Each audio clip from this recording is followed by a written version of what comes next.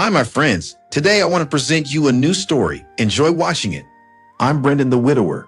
My beloved wife left this world very early in life after being in a car accident. Since then, I have been managing our 2 young children alone. The first time my cousin Shelly dropped her kids off without warning, I didn't think much of it. She showed up on my doorstep, her 3 children in tow, looking frazzled. "Brendan, I just need to run a quick errand.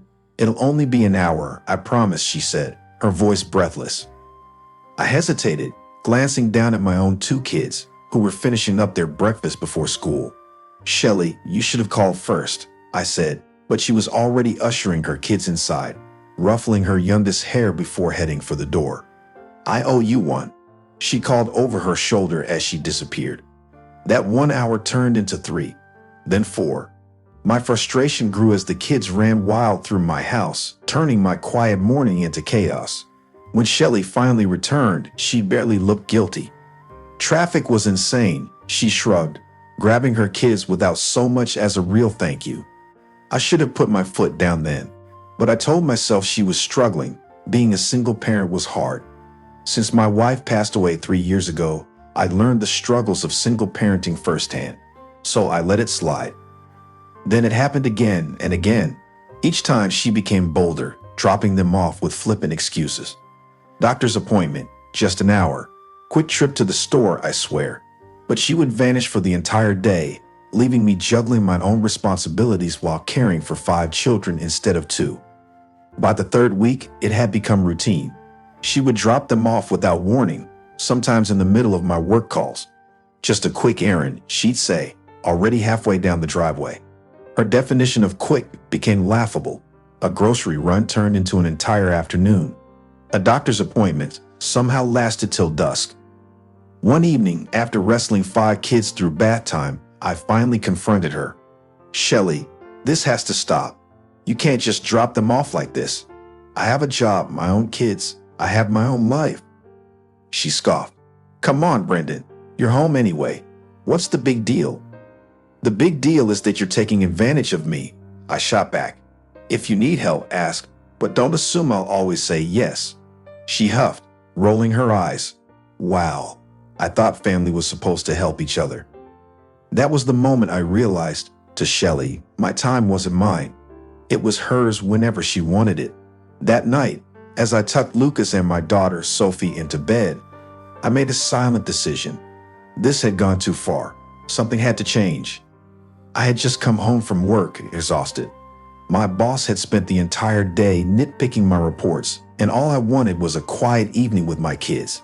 As I set my briefcase down, I heard the familiar knock, 3 sharp raps, followed by the door handle jiggling.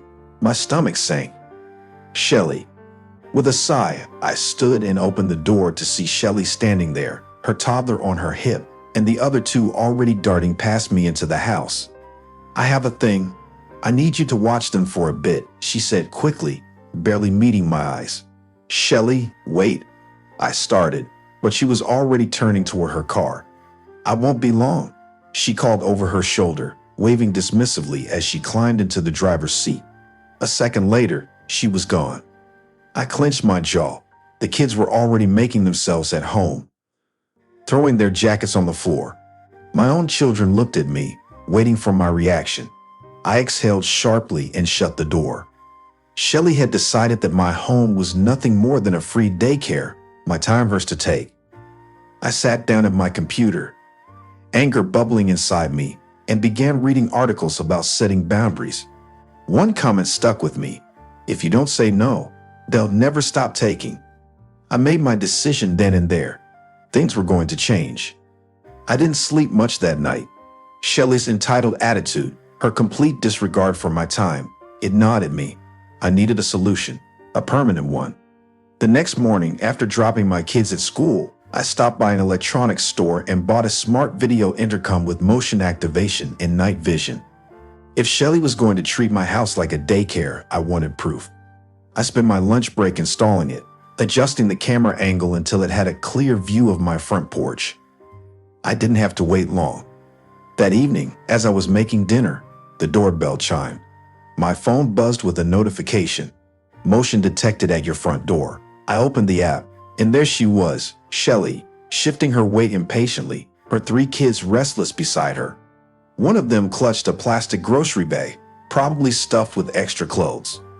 She knocked, then knocked again, harder this time. "Brendan, I know you're home," she called out, leaning toward the door. "Your car's in the driveway." I didn't move, didn't breathe. My phone lit up with a text. "Shelly, why aren't you answering? I need you to watch the kids for a couple of hours.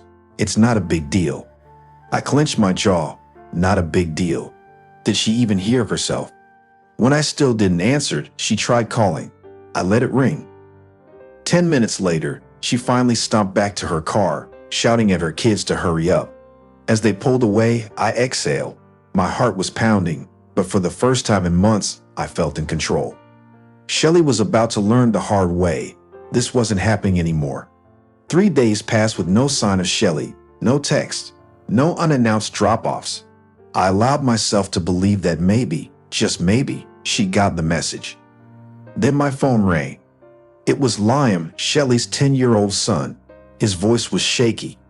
"Uncle Brendan, Mom dropped us off at some lady's house. We don't know her. She left hours ago, and she's not answering her phone." I gripped the counter. "What do you mean, some lady's house? Whose house?" I don't know. Mom said she'd be right back, but..." He sniffled. "She's not coming back, is she?" My stomach nodded. "Put the lady on the phone." A muffled shuffle, then a woman's hesitant voice. "Hi, I'm Julie, your sister, cousin, left her kids here. She said she'd be an hour, but that was this morning. I don't even know her. I can't keep them. I'll be right there." I grabbed my keys and drove like my life depended on it.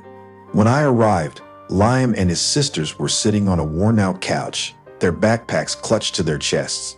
They looked exhausted. Their youngest, Ava, barely 5, had dried tears on her cheeks. I crouched in front of them. "Hey guys, you okay?" Liam nodded, but his eyes were wary. Ava just reached out and wrapped her arms around my neck. Julie, the woman who looked after the children, shook her head. She just walked out. No explanation, no emergency, just left. I swallowed my anger. This isn't just irresponsible. It's neglect. As I buckled the kids into my car, I made a silent decision. This had gone beyond boundaries.